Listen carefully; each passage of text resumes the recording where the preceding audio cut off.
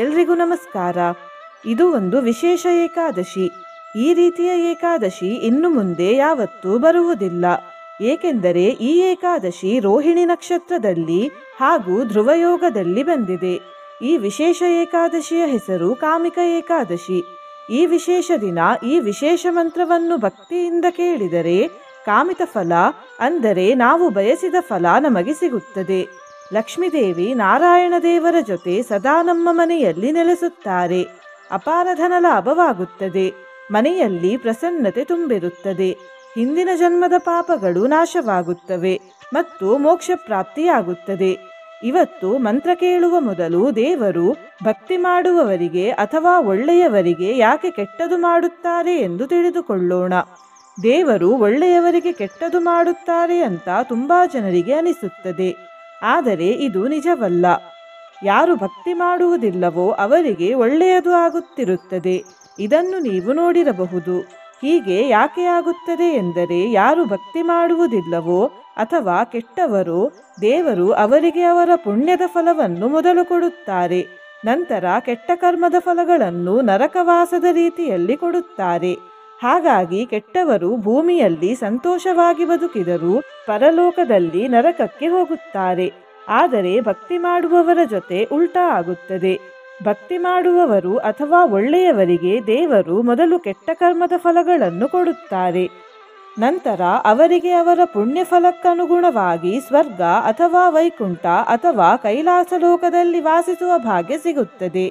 ಈಗ ನೀವು ದೇವರು ಹೀಗೆ ಏಕೆ ಮಾಡುತ್ತಾರೆ ಎಂದು ಅಂದುಕೊಳ್ಳುತ್ತಿರಬಹುದು. ಇದಕ್ಕೆ ಉತ್ತರ ಹೇಳುವುದಾದರೆ, ಮನುಷ್ಯರು ಭೂಮಿಯಲ್ಲಿ 70ರಿಂದ 100 ವರ್ಷದವರೆಗೆ ಇರುತ್ತಾರೆ. ಆದರೆ ಸ್ವರ್ಗ ಅಥವಾ ನರಕದಲ್ಲಿ ಎಷ್ಟೋ ಲಕ್ಷ ವರ್ಷಗಳು ಇರುತ್ತಾರೆ. ಇನ್ನು ವೈಕುಂಠ ಅಥವಾ ಕೈಲಾಸ ಲೋಕದಲ್ಲಿ ವಾಸಿಸುವ ಭಾಗ್ಯ ಪ್ರಾಪ್ತಿಯಾದರೆ ಮನುಷ್ಯರಿಗೆ ಶಾಶ್ವತವಾಗಿ ಸುಖ ಪ್ರಾಪ್ತಿಯಾಗುತ್ತದೆ.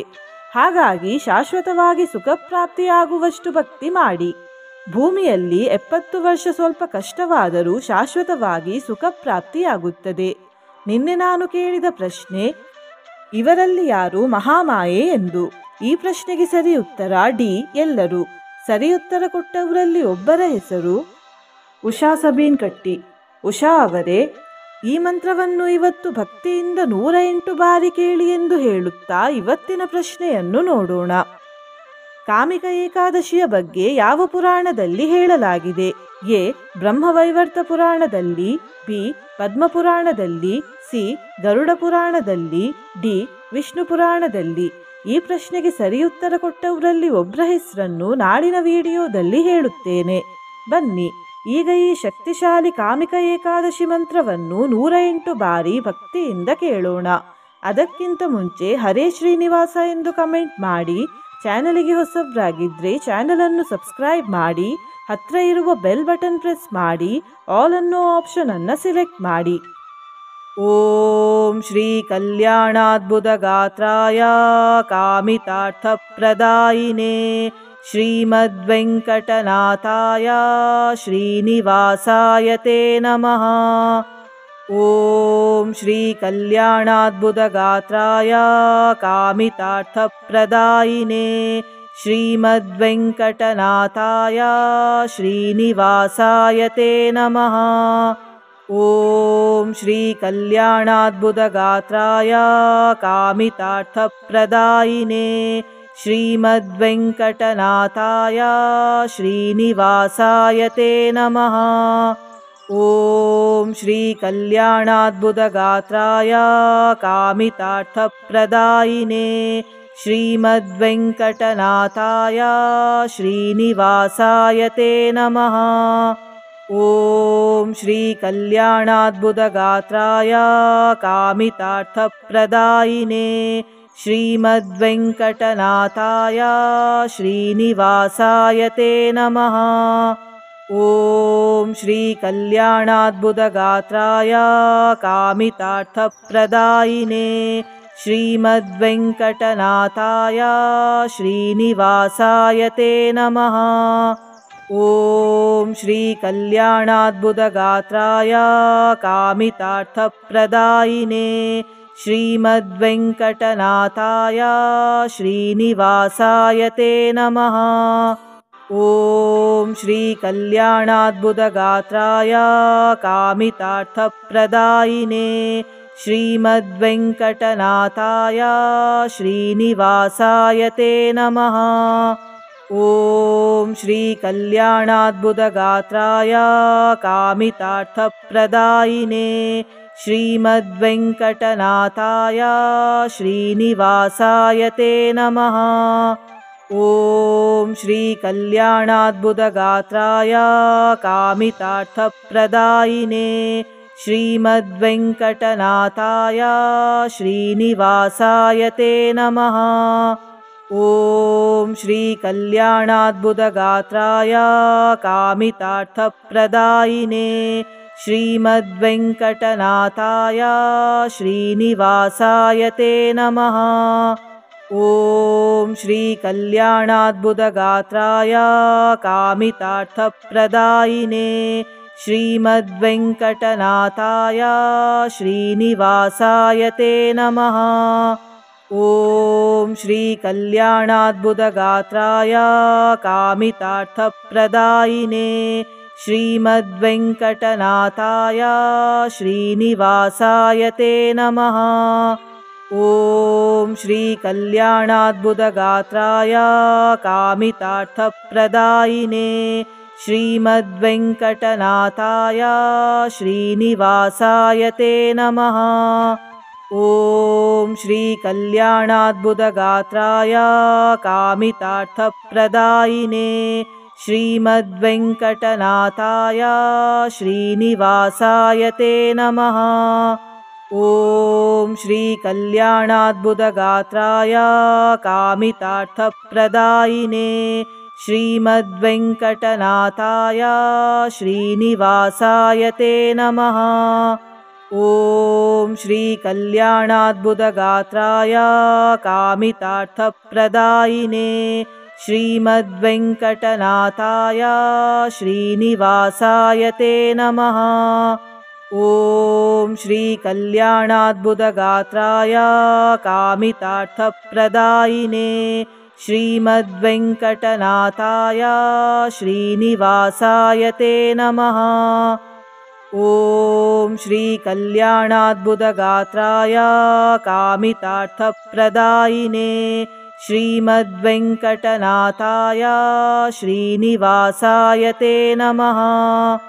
ॐ श्रीकल्याणाद्भुतगात्राय कामितार्थप्रदायिने श्रीमद्वेङ्कटनाथाय श्रीनिवासाय ते नमः। ॐ श्रीकल्याणाद्भुतगात्राय कामितार्थप्रदायिने श्रीमद्वेङ्कटनाथाय श्रीनिवासाय ते नमः। ॐ श्रीकल्याणाद्भुतगात्राय कामितार्थप्रदायिने श्रीमद्वेङ्कटनाथाय श्रीनिवासाय ते नमः। ॐ श्रीकल्याणाद्भुतगात्राय कामितार्थप्रदायिने श्रीमद्वेङ्कटनाथाय श्रीनिवासाय ते नमः। ॐ श्रीकल्याणाद्भुतगात्राय कामितार्थप्रदायिने श्रीमद्वेङ्कटनाथाय श्रीनिवासाय ते नमः। ॐ श्रीकल्याणाद्भुतगात्राय कामितार्थप्रदायिने श्रीमद्वेङ्कटनाथाय श्रीनिवासाय ते नमः। ॐ श्रीकल्याणाद्भुतगात्राय कामितार्थप्रदायिने श्रीमद्वेङ्कटनाथाय श्रीनिवासाय ते नमः।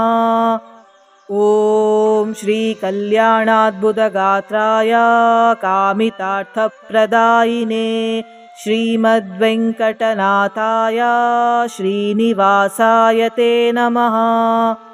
ॐ श्रीकल्याणाद्भुतगात्राय कामितार्थप्रदायिने श्रीमद्वेङ्कटनाथाय श्रीनिवासाय ते नमः। ॐ श्रीकल्याणाद्भुतगात्राय कामितार्थप्रदायिने श्रीमद्वेङ्कटनाथाय श्रीनिवासाय ते नमः। ॐ श्रीकल्याणाद्भुतगात्राय कामितार्थप्रदायिने श्रीमद्वेङ्कटनाथाय श्रीनिवासाय ते नमः। ॐ श्रीकल्याणाद्भुतगात्राय कामितार्थप्रदायिने श्रीमद्वेङ्कटनाथाय श्रीनिवासाय ते नमः। ॐ श्रीकल्याणाद्भुतगात्राय कामितार्थप्रदायिने श्रीमद्वेङ्कटनाथाय श्रीनिवासाय ते नमः। ॐ श्रीकल्याणाद्भुतगात्राय कामितार्थप्रदायिने श्रीमद्वेङ्कटनाथाय श्रीनिवासाय ते नमः। ॐ श्रीकल्याणाद्भुतगात्राय कामितार्थप्रदायिने श्रीमद्वेङ्कटनाथाय श्रीनिवासाय ते नमः। ॐ श्रीकल्याणाद्भुतगात्राय कामितार्थप्रदायिने श्रीमद्वेङ्कटनाथाय श्रीनिवासाय ते नमः। ॐ श्रीकल्याणाद्भुतगात्राय कामितार्थप्रदायिने श्रीमद्वेङ्कटनाथाय श्रीनिवासाय ते नमः।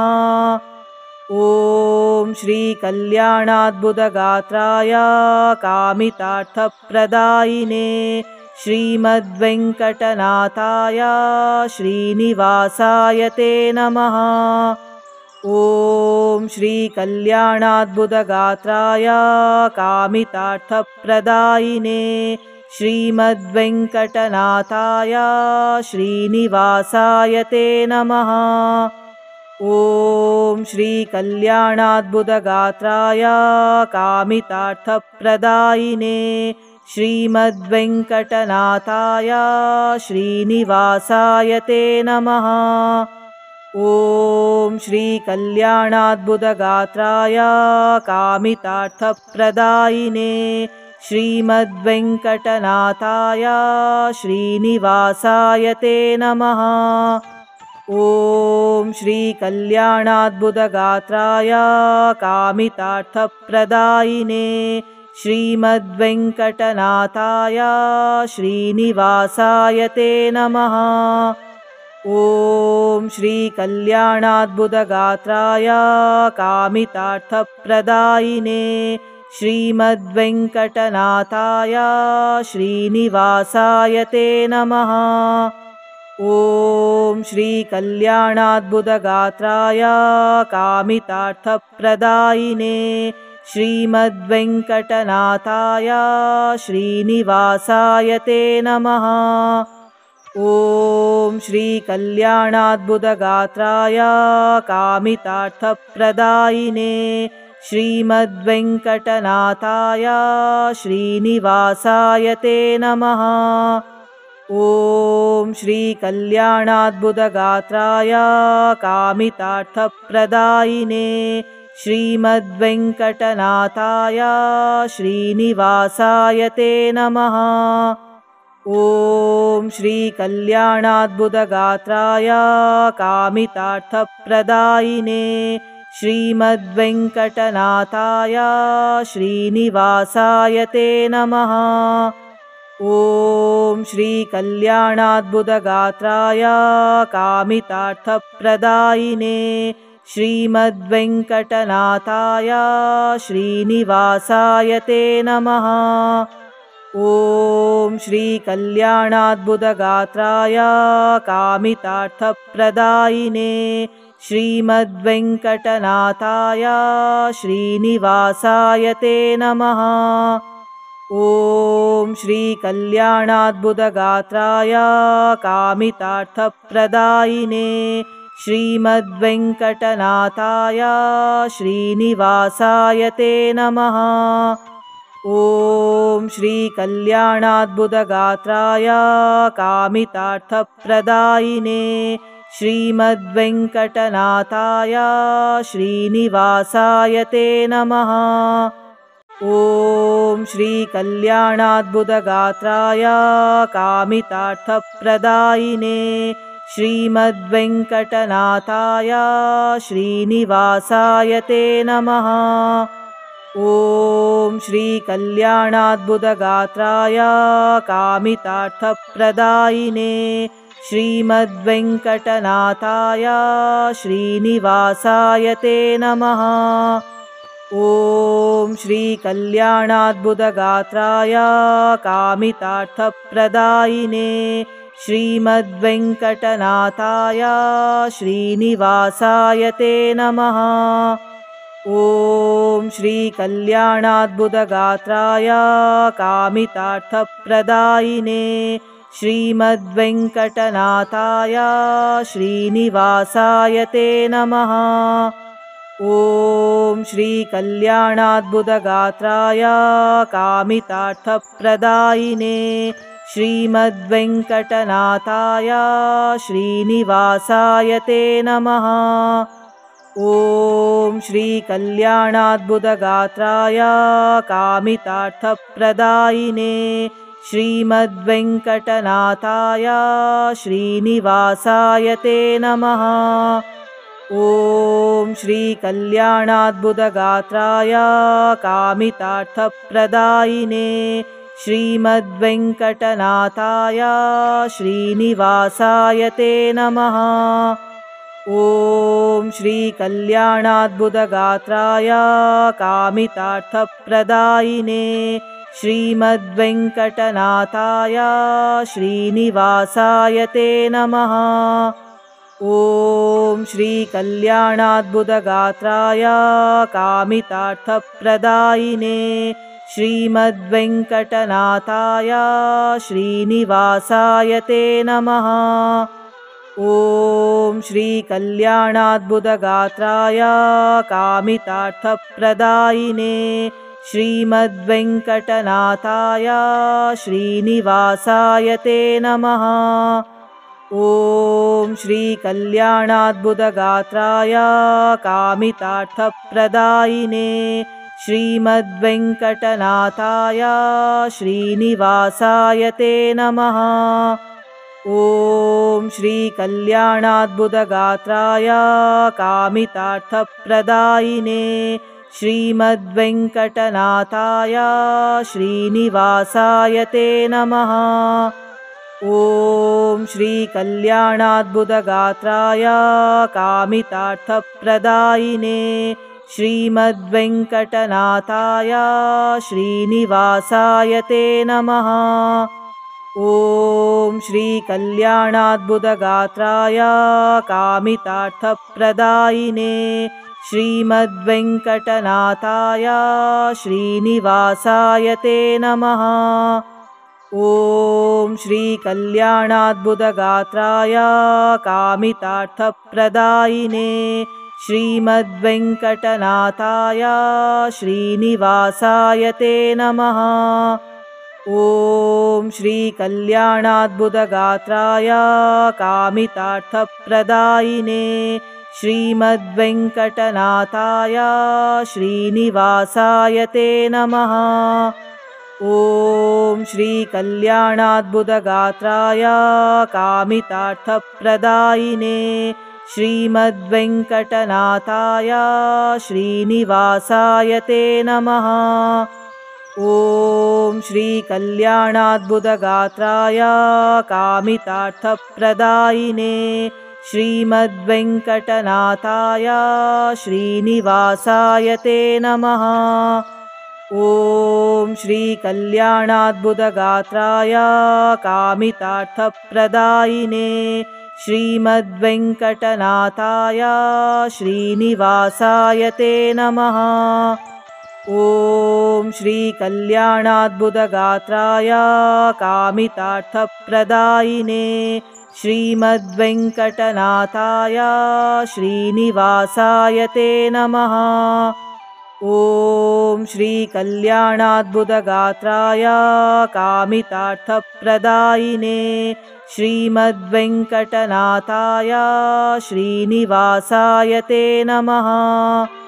ॐ श्रीकल्याणाद्भुतगात्राय कामितार्थप्रदायिने श्रीमद्वेङ्कटनाथाय श्रीनिवासाय ते नमः।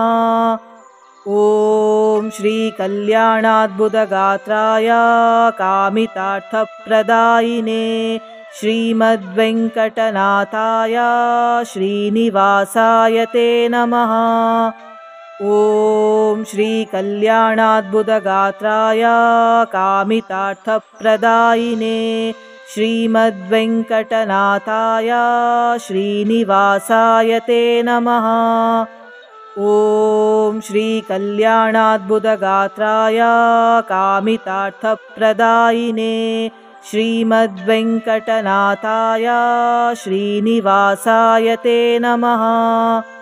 ॐ श्रीकल्याणाद्भुतगात्राय कामितार्थप्रदायिने श्रीमद्वेङ्कटनाथाय श्रीनिवासाय ते नमः।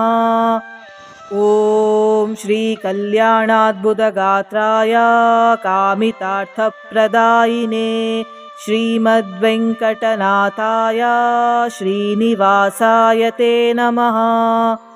ॐ श्रीकल्याणाद्भुतगात्राय कामितार्थप्रदायिने श्रीमद्वेङ्कटनाथाय श्रीनिवासाय ते नमः।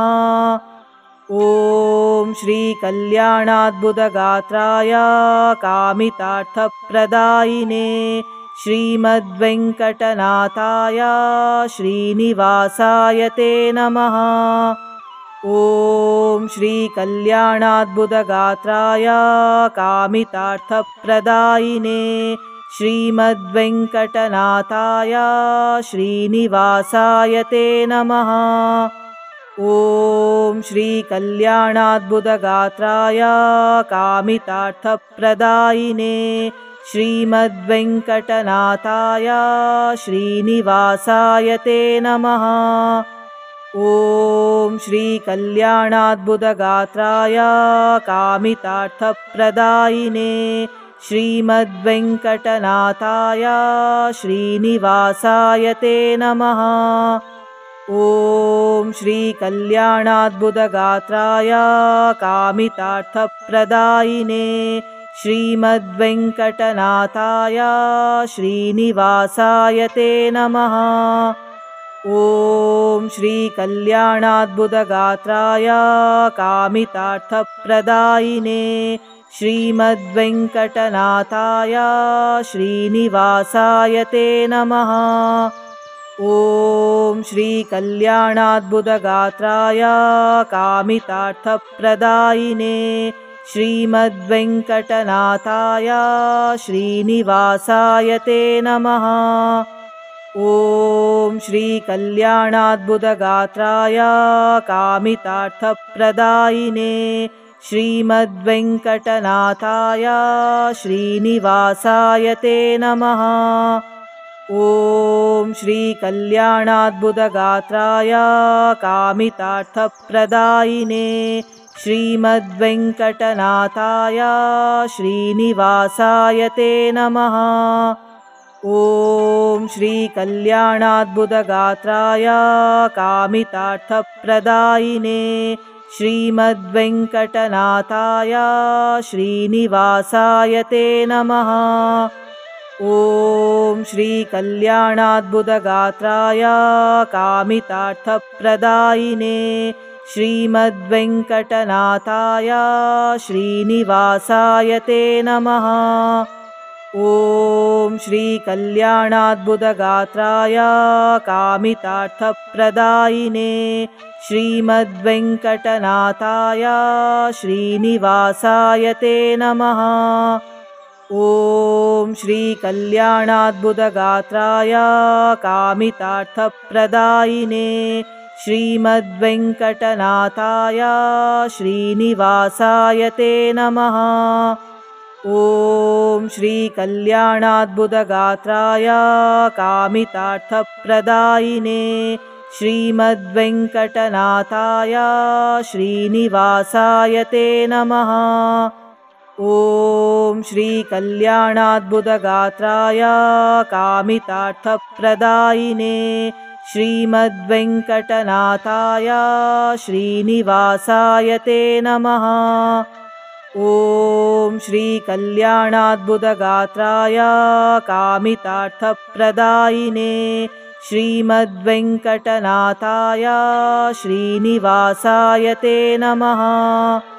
ॐ श्रीकल्याणाद्भुतगात्राय कामितार्थप्रदायिने श्रीमद्वेङ्कटनाथाय श्रीनिवासाय ते नमः। ॐ श्रीकल्याणाद्भुतगात्राय कामितार्थप्रदायिने श्रीमद्वेङ्कटनाथाय श्रीनिवासाय ते नमः।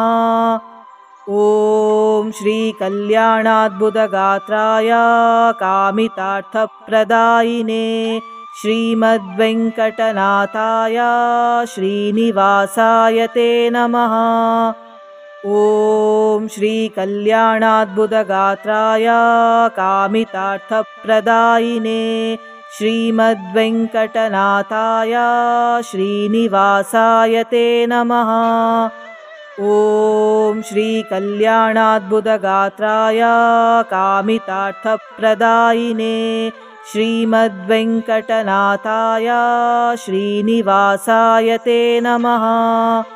ॐ श्रीकल्याणाद्भुतगात्राय कामितार्थप्रदायिने श्रीमद्वेङ्कटनाथाय श्रीनिवासाय ते नमः। ॐ श्रीकल्याणाद्भुतगात्राय कामितार्थप्रदायिने श्रीमद्वेङ्कटनाथाय श्रीनिवासाय ते नमः। ॐ श्रीकल्याणाद्भुतगात्राय कामितार्थप्रदायिने श्रीमद्वेङ्कटनाथाय श्रीनिवासाय ते नमः। ॐ श्रीकल्याणाद्भुतगात्राय कामितार्थप्रदायिने श्रीमद्वेङ्कटनाथाय श्रीनिवासाय ते नमः। ॐ श्रीकल्याणाद्भुतगात्राय कामितार्थप्रदायिने श्रीमद्वेङ्कटनाथाय श्रीनिवासाय ते नमः। ॐ श्रीकल्याणाद्भुतगात्राय कामितार्थप्रदायिने श्रीमद्वेङ्कटनाथाय श्रीनिवासाय ते नमः। ॐ श्रीकल्याणाद्भुतगात्राय कामितार्थप्रदायिने श्रीमद्वेङ्कटनाथाय श्रीनिवासाय ते नमः।